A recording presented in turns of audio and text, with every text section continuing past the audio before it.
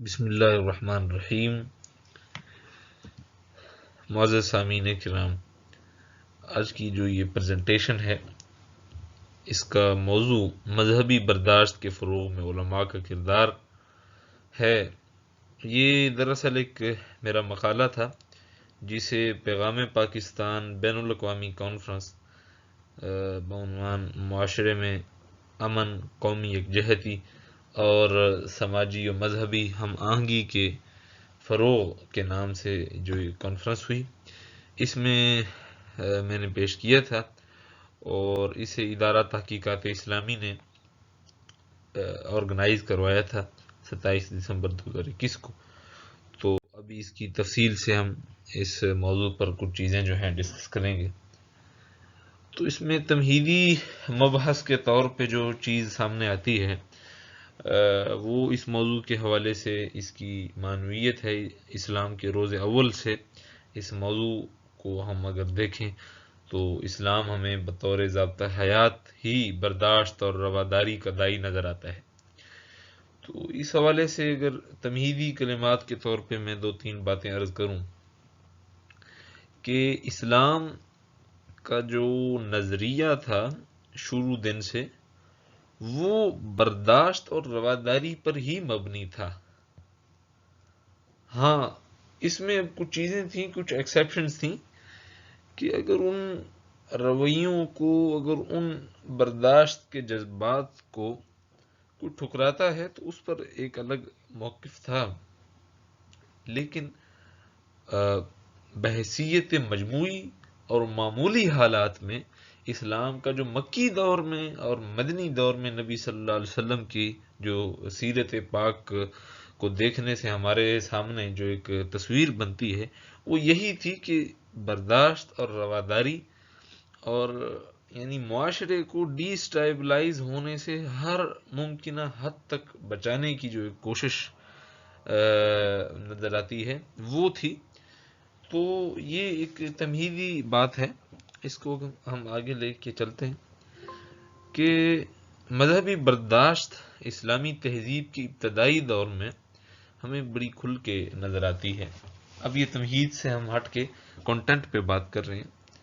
آپ دیکھتے ہیں کہ مکی دور چونکہ صبر کرنے کا دور تھا، اور صبر کرنے سے مراد یہ ہے کہ اس وقت اسلام کو یا شارع اسلام صلی اللہ علیہ وسلم کو کوئی سیاسی جسے کہتے ہیں اقتدار حاصل نہیں تھا، اور سیاسی قوت کے طور پہ اسلام سامنے نہیں آیا تھا، بلکہ ایک خالص دعوتی اور سماجی تحریک کے طور پر، جو واقعی میں یہ اپنی اصل میں یہی تھا، اور سیاست بھی اسی کے ہی ضمن میں سامنے آئی۔ اس سے علاوہ اسلام نے اپنا موڈ چینج نہیں کیا، وہ ایک سوشل موومنٹ ہی رہا۔ تو بات دراصل میں دوبارہ وہی آتی ہے کہ اسلام کے ابتدائی مکی دور میں بھی اللہ کے رسول صلی اللہ علیہ وسلم نے، جب کہ تمام کفار اور تمام مشرکین ہر طرح سے، ہر لحاظ سے استحصال کرنے کے لیے، ایکسپلائٹیشن کرنے کے لیے اور دبانے کے لیے کوشاں تھے، تو رسول اللہ صلی اللہ علیہ وسلم اور آپ کے صحابہ رضوان اللہ علیہ مجمعین کا اس دور میں جو ایک رویہ نظر آتا ہے وہ صبر کا اور ایک مدافعانہ قسم کا رویہ نظر آتا اور جارحانہ رویہ نظر نہیں آتا۔ اور اس دور میں جب کہ یعنی کفار طرح طرح سے یعنی نبی مکرم صلی اللہ علیہ وسلم کی تعلیمات اور اسلام کی تعلیمات کا مذاق اڑاتے نظر آتے ہیں، تو اس کے جواب میں، اس کے ری ایکشن میں اگر کوئی اکا دکا واقعہ ہوتا ہے اسی نوعیت کا اور اسی رویے کی عکاسی کرتا ہوا، تو پھر ہمیں پتہ چلتا ہے کہ رسول اللہ صلی اللہ علیہ وسلم اسے ڈسکریج کرتے ہیں، اس کی تحسین نہیں کرتے، اس سے منع کرتے ہیں اور اس سے بچنے کی تلقین کرتے ہیں۔ تو یہ چیزیں ہیں جن پر ہمیں غور کرنا چاہیے کہ رسول اللہ صلی اللہ علیہ وسلم نے یعنی اس دور میں جب کہ ظلم و جور عروج پر تھا اور ہر حوالے سے مسلمان استحصال کا شکار تھے، اس دور میں بھی نبی صلی اللہ علیہ وسلم نے کسی لحاظ سے بھی کسی کے مذہبی جذبات کو ٹھیس پہنچانے کی کوشش نہیں کی، ان کو دعوت کے ذریعے حق بات کی تلقین کرنے کا ہی رویہ اختیار کیا۔ بعد میں پھر جب مدنی دور شروع ہوا اور اسلام کو ایک سیاسی پلیٹ فارم کے طور پر بھی جانا جانے لگا، تو تب بھی رسول اللہ صلی اللہ علیہ وسلم کی ساری زندگی جو ہے، سوائے ایک دو واقعات کے، وہ جارحانہ طرز عمل پر مبنی نہیں تھی، بلکہ مدافعانہ اور امن پسند اور برداشت کے طرز عمل پر مبنی تھی۔ میثاق مدینہ سے لے کے فتح مکہ تک تمام جو واقعات ہیں اور خطبہ حجۃ الوداع جو ہے، انہی چیزوں کا نمائندہ ہے۔ قرآن مجید کا جو موقف ہے غیر مسلم اقلیتوں کے بارے میں اسلامی ریاست کے اندر، وہ بڑا واضح ہے کہ اللہ تعالیٰ نے کھول کھول کے فرما دیا۔ یہ ہمارے سامنے آیت ہے کہ لا ینہاکم اللہ عن الذین لم یقاتلوکم فی الدین ولم یخرجوکم من دیارکم ان تبرؤہم وتقسطوا الیہم ان اللہ یحب المقسطین، کہ اللہ تعالیٰ تمہیں اس چیز سے منع نہیں کرتا کہ جن کفار نے، جن لوگوں نے اسلام کی تحریک کو ٹھیس پہنچانے کی کوشش نہیں کی، کہ تم ان کے ساتھ اچھے طریقے سے پیش آؤ، ان کے ساتھ عدل کا رویہ اختیار کرو، اس سے اسلام اللہ تعالیٰ منع نہیں کرتا۔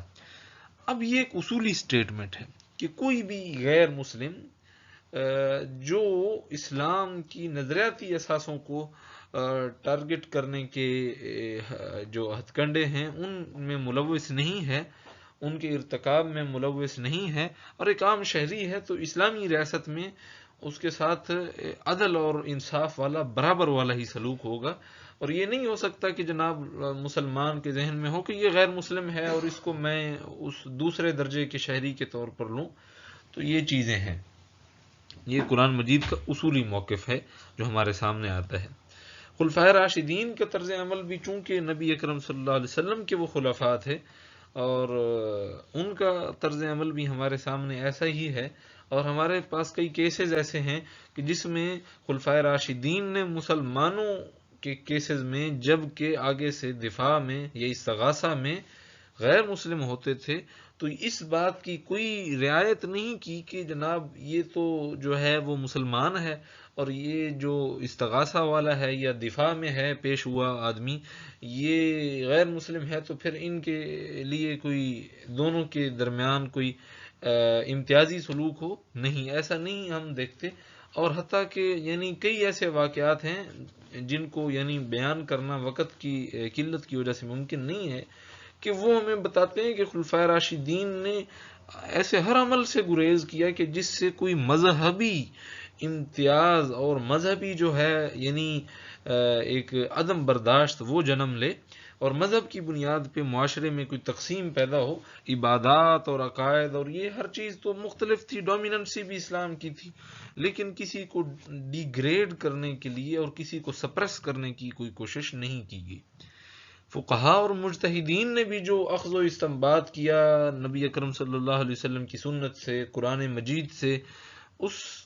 کا بھی اگر ہمارے سامنے خلاصہ آئے تو ذمیوں کے جو حقوق اسلامی ریاست میں فقہاء نے، ذمی یعنی وہ لوگ جنہوں نے اسلامی ریاست کو یعنی قبول کرتے ہوئے اپنے مذہب میں رہتے ہوئے اسلامی ریاست کی سوورنٹی کو تسلیم کیا، غیر مسلم لوگ، تو ان حوالوں سے جو انہوں نے حقوق ان کے بیان کیے، اور اس حوالے سے جو ان کی احتیاط ہے، مثالی احتیاط ہے، وہ ہمارے جب سامنے آتی ہے تو وہ ایک ہمارے لیے رشک اور فخر کا مقام ہوتا ہے۔ علماء کا ہمیں سوچنا چاہیے کہ چونکہ اصل بحث تو علماء کی ہے، وہ تمہید تھی جو ابھی تک ہم کر رہے تھے، تو علماء کا مسلم معاشروں میں کیا مقام ہے، تو وہ دیکھتے ہیں اس حوالے سے کہ علماء کا ایک میں نے یہ چارٹ بنایا ہے۔ سب سے پہلے تو ہمیں دیکھنا چاہیے کہ مسلم معاشروں میں علماء کی رائے کی اہمیت کیا ہے، کہ جو علماء ایک رائے اختیار کرتے ہیں اس کی کیا اہمیت ہے۔ تو اس اہمیت کا آپ یہاں سے اندازہ لگائیں کہ فقہاء صحابہ کرام سے لے کے متاخرین فقہاء کرام جو تھے ان تمام کی رائے کو کوئی بھی ایسا دنیا میں ایسا فقیہ جو بالکل ہی یعنی متفرد اور شاذ صاحب شاذ ہو اور شذوذ اس کے یعنی قول و فعل میں ہوں، اس کے علاوہ کوئی بھی ایسا مفکر اور مجتہد اور فقیہ اور صحابی نہیں گزرا کہ جس کے قول پر عمل کرنے والے یعنی اس دور میں ایک ریزنیبل تعداد میں مسلم معاشرے میں لوگ موجود نہ ہوں۔ تو یہ ایک بہت بڑی بات ہے۔ اس کو اگر سمجھا جائے تو اختصار کے ساتھ میں یہی کہوں گا کہ علماء کی رائے کی اہمیت کا اس سے اندازہ لگایا جا سکتا ہے کہ ایک تو تھے کہ جو بالکل دلال اور بالکل ضال قسم کے جو لوگ تھے جن کے عقائد و نظریات بالکل یعنی اسلام سے متصادم تھے، ایک تو وہ لوگ ہیں، لیکن آپ دیکھیں لوگوں نے ان کی بھی ان کو عالم سمجھ کے دین کا مطلب دائی سمجھ کے ان کی بھی کچھ لوگوں نے پیروی کی، اور یہ اس لیے نہیں کی کہ وہ جناب کوئی مطلب وہ حق پر تھے، وہ صرف یہ سمجھ کے کہ جی وہ عالم ہیں اور اللہ کے دین کو جاننے والے ہیں، تو یعنی اس لحاظ سے ان کی لیکن ان کی استثناء سے میں بات کر رہا ہوں کہ کوئی بھی ہو فقیہ ہو کوئی یعنی اپنے دور میں اس کے کوئی نہ کوئی ضرور رہے ہیں یعنی فالوورز، اور اس حوالے سے پھر فتویٰ کی اہمیت پر اگر ہم بات کریں تو فتویٰ ایک ایسی چیز ہے کہ 1400 سال سے مسلم معاشرے میں اس کو ایک کنسیڈریبل اور ایک بہت یعنی اہم حیثیت حاصل ہے کہ یعنی فتویٰ جب جاری کیا جاتا ہے تو جب وہ جاری ہو جاتا ہے تو مسلم عوام یا وہ بندہ جس نے استفتاء پیش کیا ہوتا ہے تو 95% کیسز میں ایسا ہوتا ہے کہ وہ اسے حتمی رائے تسلیم کر کے اس پہ عمل کرنا شروع کر دیتا ہے، بلکہ وہ استفتاء ہی اس لیے کرتا ہے مفتی سے، سوال ہی اس لیے کرتا ہے کہ وہ اپنے مسئلے میں اس سے رہنمائی چاہتا ہوتا ہے۔ تو یہ چیزیں ہیں۔ پھر مسلم سماج کی ذہن سازی میں علماء کا جو کردار ہے یہ بڑا کنسیڈریبل چیز ہے، اور اس کو اگر ہم دیکھیں تو جس دور میں علماء نے جو فضا پیدا کرنا چاہی انہوں نے وہ کر کے دکھائی۔ آپ دیکھیں آپ ماضی قریب میں دیکھیں، ابھی تو ماضی بعید ہو چکا، لیکن مطلب جو 19ویں صدی کے مسلم فکر کے رہنما علماء تھے، مطلب سید احمد شہید سے کی روایت سے لے کے جنگ آزادی کے جو لیڈنگ علماء تھے، اور پھر تحریک پاکستان میں جو علماء کا کردار تھا، بے شک کچھ حق میں تھے اور کچھ حق میں نہیں تھے، ان علماء کے کردار کا جو ان تحریکوں پر اثر تھا وہ ظاہر کرتا ہے کہ مسلم معاشروں میں علماء کا کیا کردار تھا۔ حتیٰ کہ آپ چلے جائیں افریقی جو مسلم ممالک ہیں، مڈل ایسٹ ہے، جزیرۃ العرب ہے، حتیٰ کہ پوری تحریک جو ایک نجدی تحریک محمد بن عبد الوہاب نجدی کی ایما پر اور ان کے نظریات پر جو بیسڈ تحریک تھی، جو سعودی عرب کا ایک پیش خیمہ ثابت ہوئی، وہ دیکھیں ایک علماء نے جو ذہن سازی کر دی، مسلم سماج اس طرف مڑ گیا۔ اور یعنی اس میں کوئی اور بالکل ماضی قریب میں آ جائیں کہ یعنی جب یہ جہاد افغانستان ہوا تو کتنے ہزاروں لوگ یعنی اس میں شریک ہوئے صرف علماء کے کہنے پہ۔ تو علماء بڑا بنیادی کردار ادا کرتے ہیں اس حوالے سے۔ آگے یعنی اسلامی روایت میں علماء جو ہیں بطور سیاسی رہنما بھی بڑی کنسیڈریبل شخصیات کے طور پر رہے ہیں، اور ہمیشہ ایسا نہیں ہے کہ یعنی کہ کوئی ایسا وقت گزرا ہو کہ اسلامی روایت اور اسلامی جو سیاست میں علماء کا کوئی یعنی غیر معمولی کردار نہ رہا ہو، کوئی ایسا ٹائم نہیں گزرا۔ خلافت عثمانیہ سے پیچھے چلے جائیں، بنو امیہ تک چلے جائیں، یہ پوری جو 1200-1300 سال کی تاریخ ہے اسلام کی، اس میں آپ کو نظر آتا ہے علماء کا ایک کردار رہا ہے۔ ہاں کبھی کبھی علماء کو بطور ٹول استعمال کیا گیا اور وہ استعمال ہوئے بھی، لیکن ایسا شاذ ہوا، بہت کم ہوا۔ لیکن یہ بات بھی یعنی ٹھکرانا اور اس بات کا انکار بھی ممکن نہیں ہے کہ علماء کی رائے کی اہمیت تھی، اور اس وجہ سے وہ بطور سیاسی لیڈر بھی ہوئے۔ اس پہ بہت سی مثالیں ہیں، اور اس ہر ایک ٹاپک پہ ذہن میں اور مقالے میں ایک طویل یعنی ایک بحث ہے، لیکن چونکہ ان چیزوں کا اجمال مقصود ہے تو آگے چلتے ہیں کہ حکومت جو فیصلے کرتی ہے، اس فیصلہ سازی کے عمل پر جو علماء کا ایک اثر اور کردار ہے وہ بھی یعنی دیکھنے کے قابل ہے، اور اس پر غور کرنا چاہیے۔ ہم اپنے ملک پاکستان سے ہٹ کے اگر عرب ممالک میں چلے جاتے ہیں تو حکومتیں جب بھی کوئی فیصلہ ساز کام کرتی ہیں، فیصلہ سازی کرتی ہیں، قانون سازی کرتی ہیں مسلم ریاستوں میں، حتیٰ کہ ترکی جیسے یعنی جو ماضی قریب تک ایک انتہائی سیکولر ملک رہا، کوئی بھی ایسا قدم اٹھاتی ہیں جن کا اسلام یا اس کے دینی سسٹم کے ساتھ کسی نہ کسی حد تک کوئی تعلق ہوتا ہے، تو ہو سکتا ہے کہ 90% علماء اس کو ریزسٹ کریں، لیکن پھر کسی نہ کسی طریقے سے وہ کوئی نہ کوئی تعویل کر کے اسے اسلام سے جواز دینے کی ضرور کوشش کرتے ہیں، اور علماء سے اپیل کرتے رہتے ہیں کہ بھئی کوئی جواز ڈھونڈیں اور اس حوالے سے ہماری کوئی یعنی اس پر ہمیں کوئی رستہ بنا کے دے دیں کہ ہم عوام کو مطمئن کر سکیں۔ تو یوں علماء کا ایک بہت بڑا اثر۔ اس کے دوسرے بھی پہلو ہیں کہ کہیں کہیں یعنی کئی ریاستی نظاموں میں، اور ہم تاریخ کو اگر دیکھیں تو علماء فیصلہ سازی میں بلکہ فیصلہ ساز رہے ہیں، تو یعنی یہ بھی ایک اہم نقطہ ہے۔ یعنی ان کے مذہبی برداشت کے اندر ہم اگر بات کر رہے ہیں اس کانٹیکسٹ میں، تو علماء کا ایک بڑا کنسیڈریبل کردار ہے۔ پھر آگے جی، غیر مسلموں کے حقوق کے بارے میں علماء کا جو فقہی احکام میں اخذ و استنباط میں رویہ ہے وہ ہمیں بتاتا ہے کہ یعنی کس طریقے سے غیر مسلموں کے حقوق کے بارے میں فقہی طور پر جو احکامات بیان کرنے میں علماء کتنے محتاط رہے، اور فقہا نے کس احتیاط کے ساتھ اس موضوع کو ہینڈل کیا۔ یہ نہیں کہ جناب یہ تو غیر مسلم ہیں اور ان کو جناب یہ تو بالکل غلیظ اور دلت ہیں، ان کو تو جناب ریاست میں کوئی مقام حاصل نہیں ہونا چاہیے، ان کی کوئی جناب حفاظت نہیں ہونی چاہیے۔ اس قسم کا کوئی رویہ کبھی بھی مسلم علماء نے اختیار نہیں کیا، یعنی مجموعی طور پر بات کر رہا ہوں، اور اس میں کوئی ہو سکتا ہے کہ کوئی تفردات بھی ہوں۔ پھر مسلم معاشرے میں آج کے دور میں 21ویں صدی اور بالخصوص اس دور میں جس دور میں ہم گزر رہے ہیں، جو ایک ہر روز کوئی ڈیولپمنٹ کا دور ہے، نئی ڈیولپمنٹ ہوتی ہے، کوئی شک نہیں ہے کہ علماء کا جو کردار ہے وہ تھوڑا سا اس طرح کا نہیں رہا جس طرح کی ہم نے پہلے گفتگو کی، اور اس طرح سے ابھی علماء کے یعنی وہ ایک جو بات ہے اس کو اتنا کان لگا کر نہیں سنا جاتا معاشرے میں۔ لیکن ایسی بھی بات نہیں ہے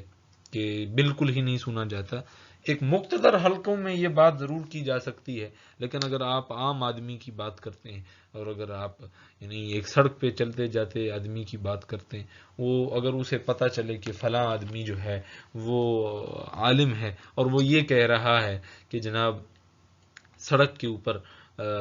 یہ جو میں کیلے پھینک رہا ہوں، اس کے چھلکے پھینک رہا ہوں، یا کوئی ایسی بھی ضرر رساں چیز، یہ بہت بڑا گناہ ہے، وقتی طور پر کم از کم وہ ایک دو دفعہ اس کی بات پہ بہت عمل کرے گا اور اس سے بچے گا، بعد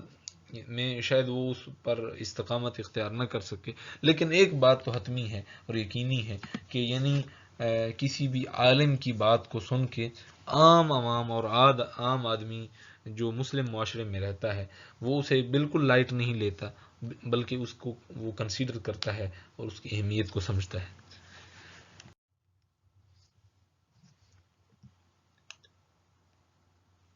علماء میں مذہبی اعتدال پسندی پر مبنی فکر، یہ تو ایک یعنی ایک عام فہم بات ہے کہ جس دین کی ایک اساسی جو ایک بات ہے اور اساسی جو اس کا اصول ہے وہ یہ ہے کہ لا اکراہ فی الدین، کہ دین کے معاملے میں کوئی جبر نہیں ہے۔ دین میں کسی کو گن پوائنٹ پہ، تلوار کی نوک پہ اگر داخل کیا گیا تو وہ دین کا منہج نہیں تھا، وہ ایک اس نے خواہش نفسی پر عمل کرتے ہوئے جس نے بھی یہ کیا، خواہ وہ دین کا فالور تھا خواہ وہ دین کا فالور نہیں تھا، حقیقی معنوں میں وہ دین کا فالور نہیں تھا۔ لوگ عموماً اس بات کو لا اکراہ فی الدین تک محدود رکھتے ہیں اور اسی پر اکتفا کرتے ہیں. حالانکہ جو علماء کا اصولی موقف یہ ہے کہ اس کے آگے جو اس کے ساتھ منسلک فکرہ ہے وہ ہے کہ قد تبین الرشد من الغی، کہ جو ہدایت ہے وہ گمراہی سے بالکل واضح ہو گئی ہے، اس سے ہٹ گئی ہے اور اس سے جدا ہو گئی ہے. دو دریا کے الگ الگ کنارے ہو چکے ہیں. تبین کا لفظ ہی، تبین الرشد کا جو کلمہ ہے، وہ اس بات کو خوب واضح کر رہا ہے کہ اب قرآن مجید اور سنت نبی صلی اللہ علیہ وسلم کے آ جانے کے بعد جو ہدایت اور گمراہی ہے یہ مکس نہیں ہو سکتی. ہدایت کا ایک کنارہ ہے اور گمراہی کا دوسرا کنارہ ہے. تو اس وجہ سے اب دین میں کوئی جبر نہیں ہو سکتا. دعوت دی جائے گی لوگوں کو اور پراپوگیٹ کیا جائے گا اسلام کے اصولی نظریات کو کہ، اور لیکن یہ نہیں ہو سکتا کہ کوئی اگر اس بات سے انکاری نہ بھی ہو تو اپنے مذہب پہ رہنا چاہے. تو علماء ہمیشہ سے اس بات کی یعنی دعوت دیتے آئے ہیں کہ پھر لا اکراہ فی الدین کا اصول آئے گا. اس کو یعنی یہ نہیں کہا جائے گا کہ بھئی اگر تم اسلام کے اندر رہنا چاہتے، اسلام سے باہر رہو گے تو پھر تمہاری جان و مال کو حلال سمجھا جائے گا یا تمہارے حقوق کی پامالی کو حلال سمجھا جائے گا. بلکہ نہیں، یعنی یہ دعوت و تبلیغ اور تلقین اور ترغیب کر منہج اختیار کرتے ہوئے علماء اپنی ذمہ داری پوری کریں گے. اس کے علاوہ یعنی مذہبی اعتدال پسندی کے علم بردار متقدمین علماء کرام، یہ میری سرخی جو آپ پڑھ رہے ہیں، اس بات پر اس شک کو میں نے لکھا ہی اس لیے ہے کہ میں ایک بہت بڑی اصولی بات کرنے جا رہا ہوں کہ مذہبی اعتدال پسندی کسی عالم میں نہیں تھی. یہ کہا تو جا سکتا ہے، لیکن اس پر کوئی اگر بندہ بات کرے کہ فلاں عالم نے خود کہا ہے کہ میں مذہبی شدت پسند ہوں، ہمارے متقدمین یا اسلاف میں، یا انہوں نے یعنی اس پہ کہا ہے کہ میں شدت کے ساتھ کسی اپنے موقف کی یعنی تائید کرتا ہوں، تو ایک بات سمجھ لینی چاہیے کہ شدت کیا ہے اور شدت کے کیا مناہج ہیں. تو بات یہ ہے کہ شدت یہ ہے کہ بندہ اپنے کسی نظریے کو، یہ جو اپنی دین کی تعبیر کو دوسروں پر یعنی لاگو کرنے کے لیے، یعنی یہ مذہبی شدت پسندی کی بات کر رہا ہوں کہ وہ دوسروں پر اس کو لاگو کرنے کے لیے یعنی تحریر و تقریر سے ہٹ کے کوئی رستہ اختیار کرے، تو یہ مذہبی شدت پسندی ہے. تو یعنی مذہبی ہماری جو ایک روایت ہے پہلے دن سے، میں نے اس میں کسی کا نام نہیں لکھا اور نہ ہی کسی کا نام لوں گا، پہلے دن سے ہمارے جتنے بھی اسلاف ہیں انہوں نے کبھی بھی اس طریقے سے کوئی رویہ اختیار نہیں کیا کہ جس سے ہمیں یہ شے ملے کہ جناب اپنے نظریات اور اپنے فہم کو دوسروں کے فہم سے بالاتر سمجھا جائے اور ان پر ان کو لاگو کیا جائے. اس طریقے کی کوئی روایت ہمارے سامنے نہیں آتی. اس کے بعد قرون وسطیٰ میں علماء جو تھے ان میں یعنی ہم دیکھتے ہیں کہ لوگ کہتے ہیں کہ جی متقدمین اور جو ہمارے اسلاف علماء تھے وہ تو جی بڑے یعنی بین المذاہب جو ایک شدت پسندی کی لہر اس دور میں پائی جاتی ہے وہ اس کے بالکل الٹ تھے، اور لیکن یعنی بعد میں تو پوری جہادی تحریکیں بن گئیں اور وہ سارا کچھ قرون وسطیٰ میں. تو جناب عرض ہے کہ زیادہ تر اگر آپ بات کریں تو نفاذ شریعت کے حوالے سے اور یعنی مختلف اندرون اسلام معاملات پر علماء نے اس حوالے سے کاوشیں کی، کوششیں کی، اور وہ آج بھی کسی نہ کسی صورت میں ہو رہی ہیں. لیکن ہمیں اس قسم کی کوئی کوشش سامنے نہیں آتی کہ جس میں کوئی ایسی تحریک چلائی گئی ہو کہ جناب اجتماعی طور پر مسلمان علماء نے لیڈ کیا ہو اس تحریک کو، یا اس کے لیے انہوں نے اپنا علمی اثاثہ فراہم کیا ہو، اس کے لیے فوڈ تھاٹ پیش کی ہو کہ جی غیر مسلموں کو تلوار کے زور پر اور جو ہے نا زبردستی ان کو اسلام میں لایا جائے. اس قسم کا کوئی ہمارے سامنے رویہ علماء میں نظر نہیں آتا قرون وسطیٰ میں بھی. اور جو علماء ایسے تھے کہ جنہوں نے کچھ سیاسی تحریکوں کو ہتھیاروں کے ساتھ لیس کیا تو وہ ہم دیکھتے ہیں کہ مسلمانوں کے اندرونی مسائل یا مسلمانوں کو بیرونی خطرات سے بچانے کے لیے ہمیں وہ نظر آتی ہیں ان کی کوششیں. ان سے بھی اختلاف کیا جا سکتا ہے، لیکن یہ نہیں کہا جا سکتا کہ مذہبی اقلیتوں یا غیر مسلموں کے خلاف کوئی اس قسم کی کوئی یعنی شر پسندی اور شدت پسندی جس کا پرچار پچھلی 4 دہائیوں میں ایک بڑے زور و شور سے کیا گیا اور ان کے جان و مال کو حلال سمجھا گیا، تو اس طریقے سے کوئی رائے سامنے ہمارے نہیں آتی، نہ ہی کوئی تحریک سامنے آتی ہے. بر صغیر میں مذہبی برداشت تھی یا عدم برداشت تھا مسلمانوں کے عہد حکومت میں، یہ ایک ایسا سوال ہے کہ جو خود اپنے اندر جواب لے کر بیٹھا ہوا ہے کہ بر صغیر کی اندر اس وقت بھی اگر آپ اندازہ لگائیں کہ ہندوستان اور بنگلہ دیش اور پاکستان یہ 3 ایسے ممالک ہیں جن کے مجموعے کو بر صغیر کہا جاتا ہے، جنوبی ایشیا کا نام بھی دیا جاتا ہے، اور بھی اس میں ممالک ہیں، سری لنکا ہے اور نیپال اور بھوٹان وغیرہ وغیرہ ہیں. تو ہمیں سوچنا چاہیے کہ کیا ان علاقوں پہ چونکہ مسلمانوں نے 1000 سال حکومت کی، تو کیا ان علاقوں کی آبادی کا جو کمپوزیشن ہے، اس کی جو تناسب ہے، اس میں کوئی خاطر خواہ تبدیلی آئی ہے، یہ اس میں کوئی اتنی بڑی کوئی ہیل آف ڈفرینس واقع نہیں ہوا. تو اگر ہم دیکھیں تو آج بھی ہندوستان ہندوستان ہے، اور اگر پاکستان اور بنگلہ دیش 2 مسلم ریاستیں الگ وجود میں آئیں تو وہ مسلمانوں کے اپنے حقوق کی جد و جہد اور اپنے حقوق کے تحفظ کے حصول کے لیے ان کا وجود آیا.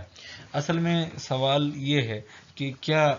یعنی سلاطین دہلی سے بھی پہلے، جب یعنی محمد بن قاسم سب سے پہلے بر صغیر میں، اور اس سے پہلے بھی کئی علاقے جو ہیں وہ بر صغیر کے بلوچستان کے علاقے سے کی طرف سے یعنی مسلم ریاست کا حصہ تھے، تو کیا اس وقت بھی کوئی اس قسم کی تحریک ہمارے سامنے آئی کہ جس نے یہاں کی مقامی آبادی کی روایات کو مجروح کرنے کی کوشش کی، اور کیا یعنی انہوں نے اس روایت کو کچلنے کے لیے کوئی صحیح کی؟ تو ایسا کوئی ہمارے سامنے کوئی بہت بڑی تحریک کی صورت میں کوئی عمل سامنے نہیں آتا. کوئی اکا دکا واقعات جس طریقے سے یہ پچھلے دنوں میں بھی سیال کوٹ کے اندر واقعہ ہو گیا، تو اس طرح کے مسلمانوں کے ساتھ بھی کئی واقعات ہوئے ہیں، اور یہ یعنی اسی فکر کو ڈسکریج کرنے کے لیے یہ بھی ہماری کاوشیں ہیں جو آپ سن رہے ہیں. تو یعنی یہ اس کا اگر علماء کے بحیثیت مجموعی کردار کے ساتھ اگر اس کو کیا جائے تو یہ ناانصافی ہوگی. بر صغیر میں جتنی بھی مسلم سلاطین رہیں انہوں نے کسی بھی طرح بھی غیر مسلموں کو ایکسپلائٹ نہیں کیا، اجتماعی طور پر بحیثیت مجموعی ان کی تہذیب کو، ان کے کلچر کو یعنی ڈسکریج نہیں کیا. آج بھی ہمارے سامنے اگر مسلم کلچر انڈیا میں نظر آتا ہے، مسلم آرکیٹیکچر اور مسلم کلچرل ہیریٹیج نظر آتا ہے، تو اس سے کئی گنا زیادہ ہندو اور سکھ کلچرل ہیریٹیج ہمارے سامنے اور وہ بلڈنگز وہ ہمارے سامنے آتی ہیں. تو یہ اس مذہبی رواداری اور برداشت کا آئینہ دار اور منہ بولتا ثبوت ہے. مذہب کی بنیاد پر جو تصادم ہے مسلم معاشروں کے اندر، وہ ہم دیکھتے ہیں کہ عموماً اس قسم کا جو فساد ہے نا، وہ فساد بین المسلمین ہی ہے. یعنی وہ اس قسم کا ہمارے سامنے نہیں آتا سوائے ایسے کیسز میں کہ جب غیر مسلموں نے مسلمانوں کے معاشروں کو مطلب تھریٹ کیا اور وہاں پہ کوئی انویژن کی، تو اس کے دفاع میں جنگیں لڑی گئیں اور وہ جنگ میں پھر سب کچھ ہو جاتا ہے. لیکن ہمیں یہ کوئی پریسیڈنٹ نہیں ملتا کہ کبھی مسلمانوں نے منظم نظریے کے تحت کوئی تحریک چلا کہ کسی غیر مسلم معاشرے یا سوسائٹی کو ڈیمولش کرنے کی کوشش کی. تو اس قسم کا ہمارے سامنے بات کوئی نہیں آتی. مذہب کی بنیاد پہ تصادم فرقہ وارانہ طور پر یعنی مسلمانوں کے اندر تو بہت ہوا ہے، لیکن منظم طریقے کے ساتھ اور کسی پرومیننٹ مذہبی فکر کے تحت غیر مسلموں کو قتل کرنے یا ان کی نسل کشی کرنے یا ان کے خلاف کوئی جنگ کرنے کا کوئی ہمارے سامنے کوئی واقعہ وہ سامنے نہیں آتا. اسی اسنا میں ایک میرے ذہن میں بات آئی، اور وہ میں نے وہ پیپر میں بھی درج کی ہے کہ یعنی بر صغیر میں یعنی جس طریقے سے 1000 سال مسلمانوں کی حکومت رہی، تو ہندو کلچرل ہیریٹیج وہ بالکل سلامت رہا، ہندوؤں کی آبادی بھی اتنی کی اتنی رہی. یعنی کچھ لوگ جو بھی مسلمان ہوئے اور ابھی الحمدللہ کروڑوں میں ہیں، وہ تمام دعوت و تبلیغ اور ترغیب کے ساتھ ہوئے. مسلم صوفیاء کے حسن اخلاق اور کافی چیزیں ہیں، اس میں بہت زیادہ فیکٹرز ہیں. لیکن برعکس اگر آپ اسپین کی حالت دیکھیں اور اس دور کی یعنی کرویلٹی کو دیکھیں کہ جب 15ویں صدی میں مسلمانوں کی حکومت کا وہاں سے آخری غرناطہ کی ریاست کا بھی خاتمہ ہوا، تو اس کے بعد ابھی تک مسلمانوں کا وہاں نام و نشان تک نہیں ہے. یعنی وہاں کوئی ریلائنسز کے لیے کوئی کنسیڈریبل ریزنیبل تعداد ہی نہیں بچی، سب کو یہ ختم کر دیا گیا یا مرتد کر دیا گیا. تو یعنی یہ سوچ، یہ دعوت فکر ہے ایک قسم کی. مذہبی تصادم اور علماء کا جو کردار ہے، اگر بین المسلمین اگر ہم دیکھیں تو بدقسمتی سے کہنا پڑتا ہے کہ علماء ہی اس تصادم کا باعث تھے. اور لیکن الحمدللہ اگر یعنی بیرونی طور پر دیکھیں تو کسی بھی عالم نے اس چیز کو یعنی میں جب بھی عالم یا علماء کا لفظ استعمال کر رہا ہوں تو وہ ایک جمہور کے لیے استعمال کر رہا ہوں. لوگوں کے اپنے اپنے کافی نظریات اور اپنے اپنے کافی وہ رہے ہیں اور ہر دور میں رہتے ہیں اور ہونے بھی چاہیے، لیکن ان کا اس سے تعلق نہیں ہو سکتا کہ جناب یعنی اس کو ہم اسلام کی بحیثیت مجموعی کسی فکر کا اسے نام دیں. بہرحال تو یعنی علماء نے مذہبی تصادم میں اگر بین المسلمین ہوا وہ تصادم، تو اس میں تو ان کا کوئی یعنی جو بھی ہم واقعات پڑھتے ہیں تو اس میں ہمیں بڑی ہماری حوصلہ شکنی ہوتی ہے. البتہ علماء نے یعنی کسی بھی ایسے تصادم کو قبول نہیں کیا کسی بھی زمانے میں جمہور علماء نے کہ جس میں کسی غیر مسلم طبقے کا استحصال ہو رہا ہو. اب پاکستان کی بات کر لیتے ہیں کہ سماجی پاکستان کا جو منظر نامہ ہے اس پر علماء کا کیا کردار رہا ہے بالخصوص اسلام کے حوالے سے. تو تحریک پاکستان میں بھی علماء کا ملا جلا رویہ تھا. علماء چونکہ بہت سینسیٹیو تھے اپنے دین کے بارے میں اور ہیں اور رہیں گے، وہ کوئی حتمی یعنی ایک متفقہ کوئی ان کی رائے نہیں رہی، بلکہ کہنا چاہیے کہ ہاف ہاف ان کا رویے رہے. 50% سمجھ لیں کہ ایک طرف تھے اور 50% ایک طرف تھے. کچھ یعنی تحریک پاکستان کے حق میں تھے اور کچھ تحریک پاکستان کے حق میں نہیں تھے، اور کچھ ایسے تھے کہ جو تحریک پاکستان بلکہ نظریہ پاکستان کے تو حق میں تھے لیکن یعنی وہ تحریک پاکستان کے حق میں نہیں تھی. اس میں نے کس طرف اشارہ کیا ہے آپ اس کو سمجھ جائیں گے. اور نظریہ پاکستان کے ارتقاء کی جہاں تک بات ہے تو ہمیں نظر آتا ہے کہ تقریباً 70% بر صغیر کے جو علماء تھے وہ اس نظریہ پاکستان کی کسی نہ کسی طرح سے نہ صرف حامی تھے، بلکہ کہنا چاہیے کہ اس کو بنانے میں اس کو پھر کہنا چاہیے کہ پھیلانے میں ان کا ایک بہت اہم اور کلیدی کردار رہا ہے. اس سے آگے اگر ہم بات کریں تو نظریہ پاکستان کیا غیر مسلموں کے حقوق کی نفی کرتا ہے؟ تو یہ ہمارے سامنے اس وقت کے جو علماء ہیں جنہوں نے ڈائریکٹلی کنٹریبیوٹ کیا اور وہ تحریک پاکستان کے ساتھ بھی تھے اور وہ بڑے بڑے علماء ہیں، یعنی ان کی اگر ہم بات کریں تو انہوں نے کبھی بھی اس قسم کی کوئی بات، بلکہ میں تو سمجھتا ہوں کہ کبھی سوچی بھی نہیں ہوگی. بلکہ ہم تو دیکھتے ہیں کہ مسلم لیگ جو پاکستان کو بنانے والی ایک مرکزی سیاسی قوت تھی، اس کے اندر جب یعنی وزارتوں کی تقسیم ہوئی 1946 کے الیکشنز کے بعد، جب پاکستان اور ہندوستان نے جدا جدا ہونا تھا جس موقع پہ، تو وہاں بھی جو مسلم لیگ کے لیے نشستیں وزارت کے لیے ان کو ملی، اس میں بھی انہوں نے اقلیتی ایک رکن کو ایک نشست دے دی، جوگندر ناتھ منڈل ان کو. یہ ایک چھوٹی سی مثال ہے. یہی رویہ 1906 سے لے کر تحریک پاکستان کے عروج اور پھر تکمیل تک مسلم رہنماؤں اور علماء کی متفقہ کاوش میں یہ شامل حال رہا. قرارداد مقاصد جو ہے 1949 کی 1949 کی، یہ ایک پاکستان کی دستوری جو عمارت ہے اس کی بیس ہے. یہ کیا ہے اس پر ابھی تو بات کرنے کا وقت نہیں ہے، لیکن یہ پاکستان کے نظریے کی ایک دستوری ترجمان ہے جس نے دساتیر پاکستان کی تشکیل میں ایک کلیدی کردار ادا کیا. یہ پاکستان کی مجلس قانون ساز نے یعنی اسے 1949 میں پاس کیا. اس میں ایک بات ہے جس کا یہاں ذکر کرنا ضروری ہے. اس میں یہ ایک بات ہے کہ علماء کرام نے، جن کی ایک بڑی تعداد اس وقت مجلس دستور ساز میں، لیجسلیٹو اسمبلی میں، بلکہ کنسٹیٹیوئنٹ اسمبلی میں، چونکہ وہ وہی اسمبلی تھی جو 1946 میں منتخب ہوئی اور بعد میں وہ ڈیزالو ہوئی، اور میں ابھی اس میں شور نہیں ہوں اور اس پہ میں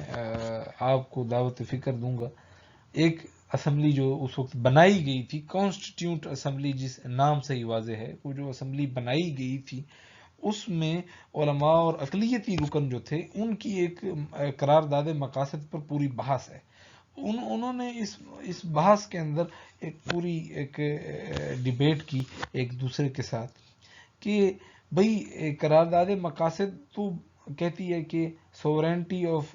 whole universe belongs to Allah alone. تو یہ اقلیتی رکنوں کے لیے، تو یہ اراکین کے لیے یہ بات قابل ہضم نہیں تھی، تو انہوں نے اس پہ تنقید کی. اور باقی جو اس کی ٹھوس اسلامی خد و خال تھے اس پر بھی انہوں نے اس تنقید کی اور کہا کہ اسے یعنی امنڈ کرنا چاہیے اور اس کو جو ہے یعنی ہٹانا چاہیے. بہرحال ان سب باتوں کو علماء کرام نے سننے کے بعد کسی اشتعال کا مظاہرہ نہیں کیا، بلکہ ان کو یعنی ایک دستوری طریقے سے جواب دیے کہ بھئی یہ مسلمانوں کے لیے بنایا گیا ملک ہے، آپ اس کے باعزت اور ذمہ دار شہری ہیں. آپ اگر یوں کہیں کہ اس کی اکثریت کا ایک رائے ہے اس کو اب ترک کر دیا جائے، اور اس پر انہوں نے کچھ ایسے یعنی الزامی جوابات بھی دیے اور دلائل دیے، کسی اشتعال میں نہیں آئے اور کسی لحاظ سے بھی ان کو یہ نہیں کہا بھئی تم تو یہاں کی اقلیت ہو، تم یہی غنیمت جانو کہ بھئی ہم نے تمہیں یہاں بیٹھنے دیا ہے،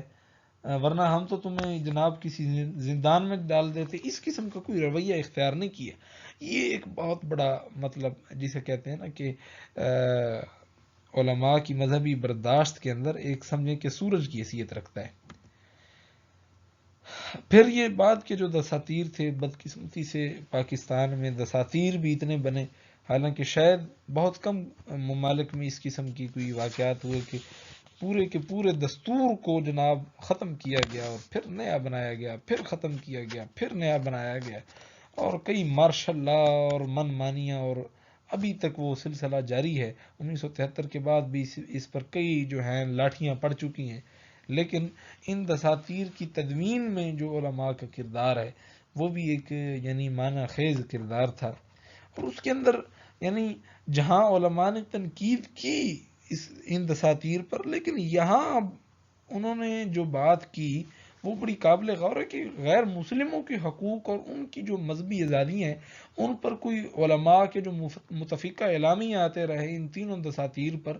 یا متفقہ نہ صحیح تو ایک مکتبہ فکر کے کوئی کنسیڈریبل بڑے علماء کے جو اعلامیے تھے، ان میں ہمیں یہ کوئی کہیں نظر نہیں آتا کہ بھئی یہاں اپنے اقلیتوں کو تھوڑا زیادہ حق دے دیا ہے، اسے کم کر دیں، یا اس طرح کی کوئی بات نہیں ہوگی. یعنی اس میں ان کی امپلائڈ کانسنٹ شامل تھی، اور یہ بھی ایک مذہبی برداشت کا مظہر ہے.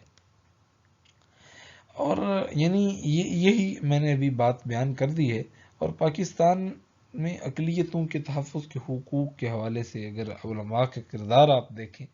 تو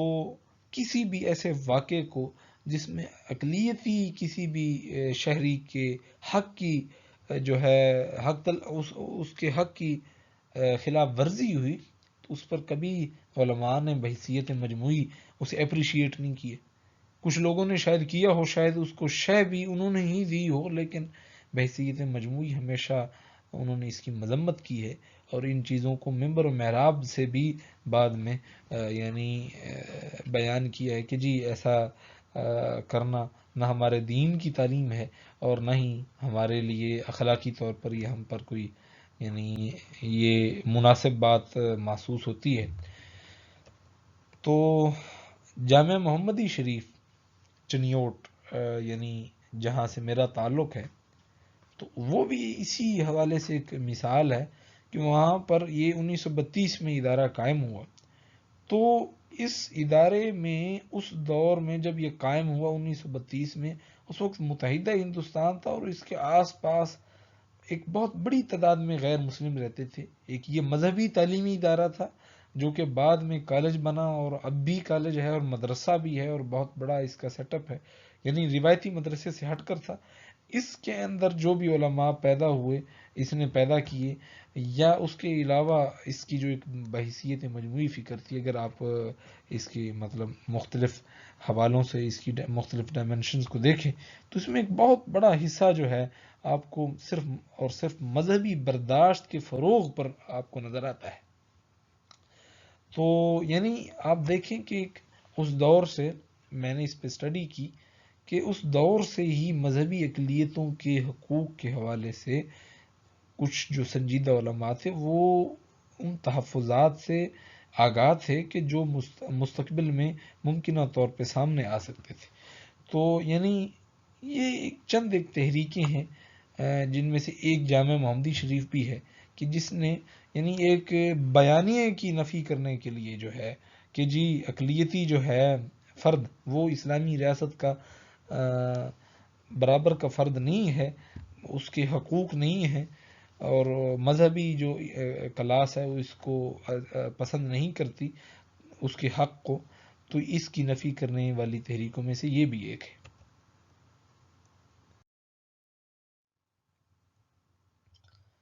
1951 میں جو ایک تحریک چلی، بلکہ یہ تحریک تو 1947 میں ہی شروع ہو گئی تھی کہ جی علماء تو کہتے ہیں کہ ملک میں اسلام کے قوانین آئیں، لیکن خود ان کا اپنا اسلام جو ہے وہ کبھی کچھ ہے کبھی کچھ ہے، ایک دوسرے کی نظر میں کافر ہے. تو یعنی کس کا اسلام، شیعہ کا اسلام یا سنی کا اسلام، اور پھر سنی کے کئی آف شوٹس ہیں، ان میں سے کون سا اسلام آئے گا. تو اب یعنی سوال پیدا ہوا. تو اس پر علماء نے بڑی سنجیدگی کا مظاہرہ کیا اور 31 نمائندہ علماء نے اس پر، جن کے بھی آپ کو نام بھی ظاہر ہوں گے، انہوں نے اس بات پر یعنی یہ آپ نام دیکھیں ان لوگوں کے کہ یہ کتنے بڑے بڑے لوگ تھے کہ جنہوں نے یعنی جو لیڈنگ اور جو اس وقت کی مسلم علماء کی کریم تھی، انہوں نے مل کے 22 متفقہ نکات 20 کنسنٹرڈ پوائنٹس اور وہ پیش کیے کہ بھئی پاکستان کا جو دستور ہوگا وہ کس طرح کا ہوگا اور اس میں کون سا اسلام نافذ ہوگا. اور یہ بات اس بات کی بالکل جو ہے نا نفی کر دی بھئی کہ ہم پاکستان کو اسلامی مملکت بنانے میں کسی بھی تذبذب کا شکار ہیں یا ہمیں کوئی اس میں کوئی دو رائے لگتی ہے. تو اس میں اقلیتوں کے حوالے سے جو انہوں نے نکات شامل کیے، ان 22 نکات میں سے اس کی شق نمبر 6 میں یعنی علماء نے اس بات پہ اتفاق کیا ہے کہ مملکت بلا امتیاز مذہب و نسل وغیرہ تمام ایسے لوگوں کی انسانی ضروریات یعنی غذا، لباس، مسکن، معالجہ اور قیام کی کفیل ہوگی، جو اکتساب رزق کے قابل نہ ہوں یا نہ رہے ہوں، چونکہ اس وقت ہجرت ہوئی تھی اور وہ بہت مسائل تھے، تو کہا گیا کہ عارضی طور پر بے روزگار ہوں، بیماری کی وجہ سے ہوں، اس سے قاصر ہوں، یا دوسرے وجوہ سے فی الحال صحیح اکتساب پر قادر نہ ہوں. تو یعنی ان لوگوں کی جو ہے مملکت پر ان کی جتنی بھی انسانی ضروریات ان کا تعین بھی کر دیا گیا، اور یہ واضح کہا گیا کہ جی کوئی مذہب اور نسل کی کوئی اس میں تفریق نہ کی جائے، حکومت بندوبست کرے اور اسے دستور کا حصہ بنائے اور اسے ان بنیادی حقوق کو تسلیم کرے. پھر شق نمبر 7 میں کہا کہ باشندگان ملک کو وہ تمام حقوق حاصل ہوں گے جو شریعت اسلامیہ نے ان کو عطا کیے ہیں، یعنی حدود و قوانین کے اندر تحفظ جان و مال اور آبرو اور آزادی مذہب و مسلک، آزادی عبادات، آزادی ذات، آزادی اکتساب رزق، ترقی کے مواقع میں یکسانیت اور رفاہی ادارت سے استفادے کا حق. یہ حاصل ہونا چاہیے ملک کے تمام شہریوں کو. یہ دیکھیں جی بیسک یہی رائٹس ہیں. پھر شق نمبر 9 میں کہا گیا کہ مسلمہ اسلامی فرقوں کو حدود قانون کے اندر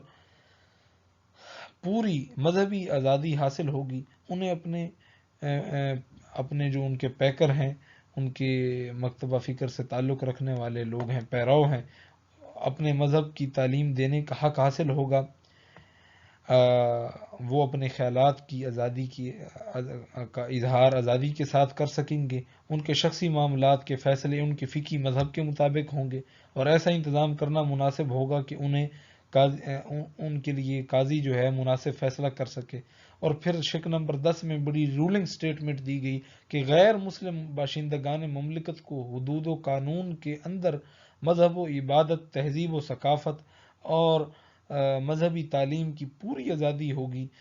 اور انہیں اپنے شخصی معاملات کا فیصلہ اپنے مذہبی قانون یا رسم و رواج کے مطابق کرانے کا حق حاصل ہوگا. یعنی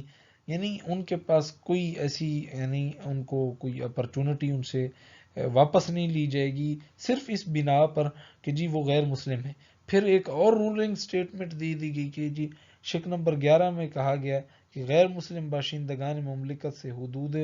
شریعت کے اندر جو بھی معاہدات طے کیے گئے ہیں ان کی پابندی لازمی ہوگی، اور جن حقوق شہری کا ذکر، یعنی شق نمبر 7 میں یہ جو حقوق اوپر بیان کیے گئے اس میں ذکر کیا گیا ہے، ان میں غیر مسلم باشندگان ملک برابر کے شریک ہوں گے. تو یہ دیکھیں یہ ان رولنگ یہ سٹیٹمنٹس ہیں، اور ان کو لیڈنگ علماء نے دیا ہے. اور اس میں آپ دیکھ سکتے ہیں ان کو پڑھنے سے، اور اس کو مکمل بھی اگر آپ 22 نکات پڑھیں تو یعنی یہ پاکستان کی دستوری تاریخ کا ایک بہت بڑا قدم تھے. اور یعنی ان کی وجہ سے ہم کسی بھی ایسے بیانیے کی نفی کر سکتے ہیں کہ جو کہتا ہو کہ غیر مسلموں کے حقوق کے تحفظ کی بابت جو ہے علماء کا کوئی یعنی ایسا رویہ ہے کہ جو نہیں ہونا چاہیے. تو ابھی پھر 70 سال گزرے، اور ان 70 سالوں میں یعنی ان میں سے تمام علماء جتنے بھی یہ لکھے ہوئے ہیں دونوں طرف، یہ سارے وقتاً فوقتاً اللہ کی بارگاہ میں پیش ہو گئے. تو اب پھر ایک خلا آیا، رہنمائی کا خلا آیا، رہنماؤں کا خلا آیا. پھر کچھ حکومتی سطح پر کچھ نظریات کو پلانٹ کیا گیا، ان کو انجیکٹ کیا گیا پاکستانی سوسائٹی میں، جن کی بدولت پھر پاکستان میں ایک جسے کہتے ہیں کہ مذہبی منافرت اور مذہبی تصادم کا ماحول پیدا ہوا، جس کا شکار یہ ملک 1970 کے یعنی دہائی کے گزرنے کے بعد یعنی 2000 آپ کہہ لیں کہ 20 تک، اور ہم ابھی بھی اسی دور میں، اب 2021 میں بھی ہم یہ نہیں کہہ سکتے کہ یہ جو پاکستان کو ایک مذہبی تصادم کی کیفیت کا سامنا تھا کہ وہ اب مکمل طور پر اور کلی طور پر ختم ہو گیا ہے. تو ایسا نہیں ہے. لیکن اس کے بعد ایک اور امپورٹنٹ جو ہے وہ پیش رفت ہوئی، وہ یہ تھی کہ 1951 میں تو یہ علماء نے متفقہ 22 نکات پیش کیے. اس دور میں جو اس دور کے بعد ہمیں مسائل سامنے آئے، اس پر کوئی اس دور میں وہ مسائل موجود نہیں تھے. یعنی دہشت گردی کی جو شکلیں ہمارے سامنے خودکش دھماکوں اور یعنی ذاتی اور شخصی جہاد کے نام سے جو سامنے آئی، ہمیں مسائل پیدا ہوئے، اس قسم کے کوئی معاملات ہم سے یعنی ان کے دور میں ہمیں نہیں نظر آتے. تو پھر علماء اکٹھے ہوئے اور انہوں نے اس حوالے سے ایک پھر مائل سٹون جو ہے وہ سر کیے کہ پیغام پاکستان کے نام سے امت مسلمہ کی تاریخ کا ایک نیا سنگ میل عبور کیا. اور میں کہتا ہوں کہ یہ پاکستان کی حد تک نہیں ہے، بلکہ یہ پورے عالم اسلام کی حد تک ہے کہ یعنی پورے معاشرے کی جو کریم علماء تھے انہوں نے ایک نظریہ دیا، ایک نیا بیانیہ دیا. یہ اسی سے منسلک ہے جو ان کے اسلاف نے 1951 میں 22 نکات کی صورت میں دیا تھا. تو ہم دیکھتے ہیں کہ اس کی تفصیلات کیا ہیں۔ پیغام پاکستان دراصل 2017 کے اندر پاکستان کے جو لیڈنگ علماء کرام تھے ان کی متفقہ اور مجموعی کاوش کے نتیجے میں ایک متفقہ اعلامیہ، متفقہ بیانیہ اور ایک فتویٰ جسے علماء نے جاری کیا کہ بھئی پاکستان کا معاشرہ ہو یا دنیا کا کوئی بھی معاشرہ، اس کے اندر کسی قسم کی بھی مذہب کی بنیاد پہ منافرت، دہشت گردی،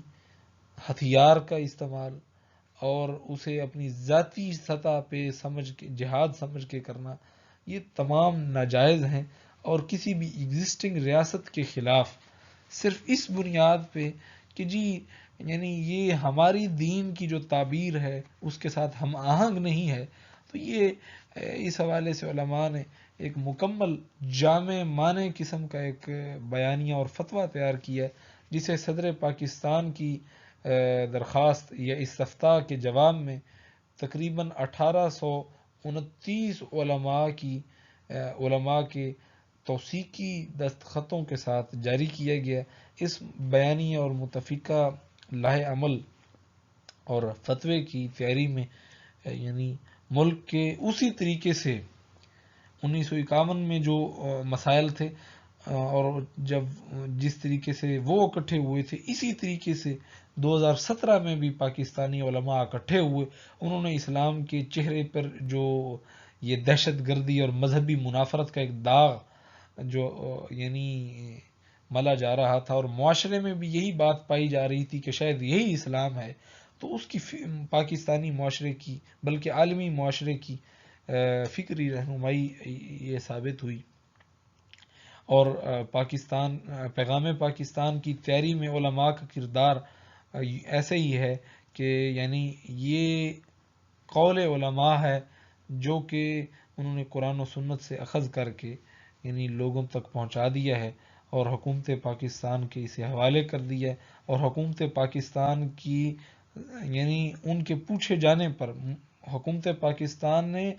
یعنی بطور اسٹیٹ علماء کے سامنے یعنی استفتاء رکھا، اس میں سوالات رکھے کہ کیا یعنی یہ دہشت گردی کی موجودہ جو شکلیں ہیں کیا ان کا اسلام میں کوئی جواز ہے یا کیا ان کا کوئی اسلام میں کبھی کوئی گنجائش باقی رہی ہے۔ تو اس پر علماء نے رولنگ قسم کی اسٹیٹمنٹس دیں اور کہا کہ بھئی اس قسم کی کوئی گنجائش نہیں ہے۔ جس دل جمی اور جس سنجیدگی کے ساتھ یعنی علماء نے اس کا ساتھ دیا اور ابھی تک اس کا دے رہے ہیں، وہ اس ہر بیانیے کو نیگیٹ کرنے کے لیے کافی ہے کہ بھئی اسلام تو یا علماء جو ہیں وہ مذہبی حوالے سے انٹالرنٹ ہیں اور ان کا جناب بالخصوص پاکستانی سماج میں بہت منفی رویہ ہے۔ تو یعنی اس پر یعنی اگر کچھ بھی کہا جائے تو سب سے پہلے پیغام پاکستان اور وہ 22 نکات پیش کرنے چاہیے کہ ایسی کوئی بھی کاوش اور کوشش کا علماء کا اجتماعی شعور جو ہے وہ حصہ نہیں بنا۔ پھر پیغام پاکستان کی علماء میں جو مقبولیت ہے اور پیغام پاکستان کے تحت مذہبی برداشت کے فروغ میں علماء نے جو کردار ادا کیا ہے وہ قابل دید ہے کہ یعنی ابھی تک 200 سے زائد مدارس نے اپنے ہاں پیغام پاکستان کی تقاریب پذیرائی وہ ان کا انعقاد کیا۔ یہ ایک میں نے رف سٹیٹمنٹ دی ہے، یعنی اعداد و شمار اس سے کہیں زیادہ ہیں اور یہ کوئی چھوٹے موٹے مدارس میں نہیں بلکہ بڑے بڑے جو بھی جامعات کے لیول کے مدارس ہیں اور یعنی جو جامعات ہیں انہوں نے اس کو اکنالج کرتے ہوئے اپنے طلباء کے سامنے اس کو رکھا کہ جی یہ پیغام پاکستان ہے، یہ پیغام اسلام ہے، یہ پیغام علماء ہے کہ علماء ہر حوالے سے امن اور مذہبی برداشت، قومی یکجہتی، قومی ہم آہنگی اور ایک جامع اسلامی معاشرے کی تکمیل کے لیے کوشاں ہیں۔ اس کے بعد پھر پیغام پاکستان کے اندر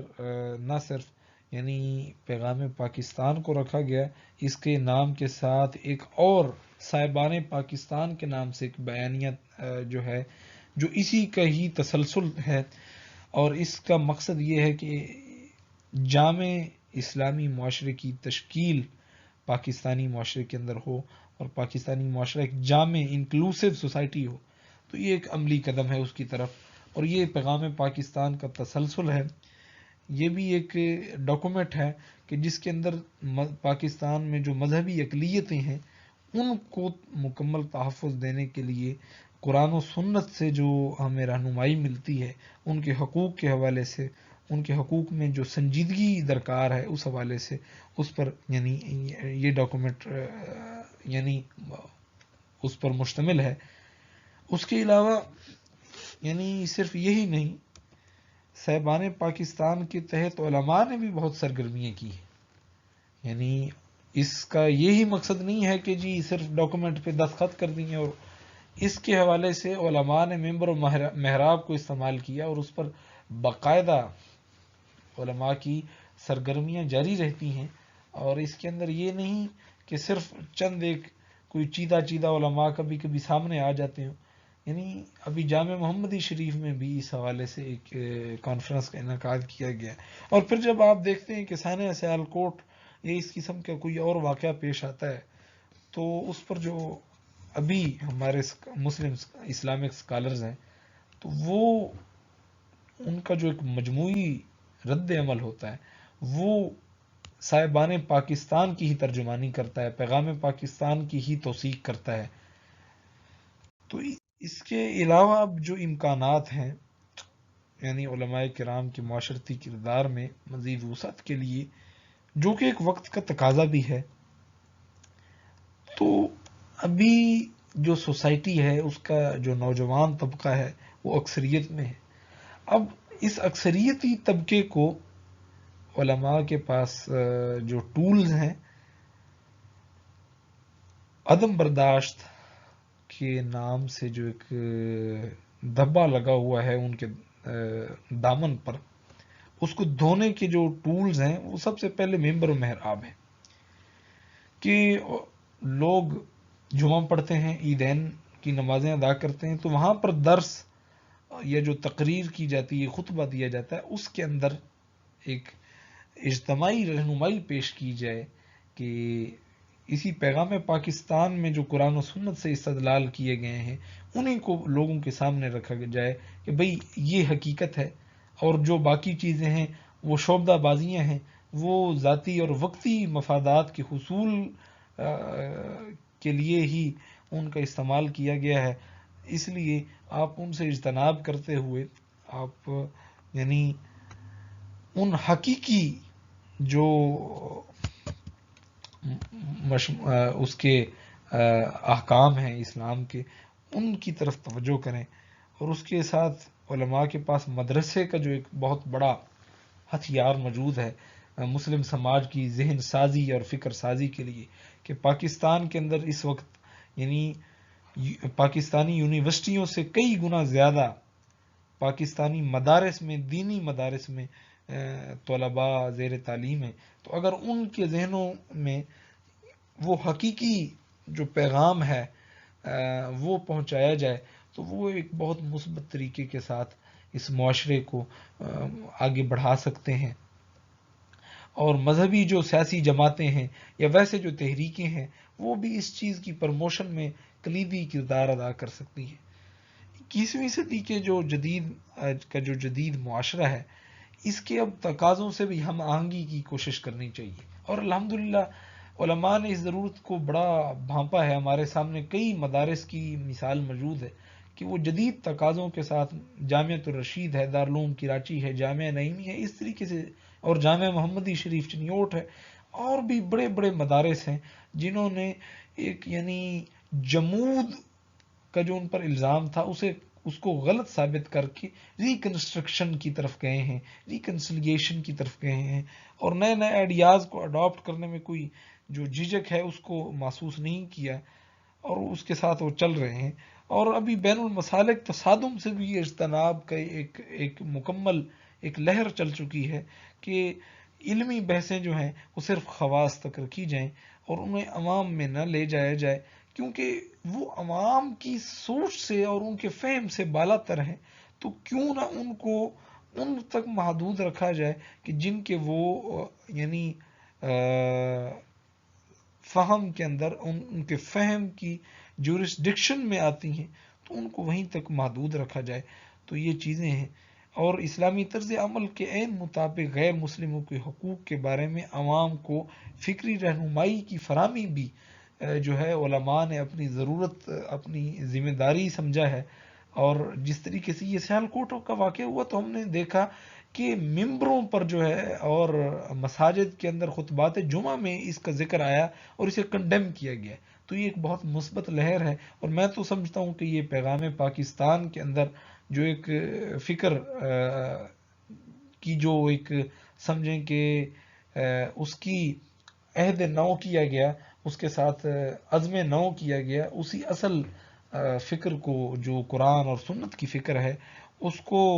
مزید تقویت دینے کے لیے جو ایک عزم کیا گیا، اسی کا ہی ایک تسلسل اور نتیجہ ہے. خواہ اس کا نام بھی عالم کے ذہن تک پہنچے یا نہ پہنچے، لیکن یہ تو ہے کہ ہمارے علماء کے جو اندر کبار علماء ہیں انہوں نے پیغام پاکستان کی تشکیل میں کردار ادا کیا ہے. تو واضح سی بات ہے کہ اس کا اثر ان کے شاگردوں اور طلاب تک بھی پہنچا ہے اور اس کے ثمرات آنا شروع ہو گئے ہیں. تو یہی چند گزارشات تھیں. اللہ کریم ہمیں اس کے اپنے دین کی صحیح فکر اور سمجھ عطا فرمائے. اور انہی کلمات کے ساتھ اجازت چاہوں گا. وآخر دعوانا ان الحمد للہ رب العالمین.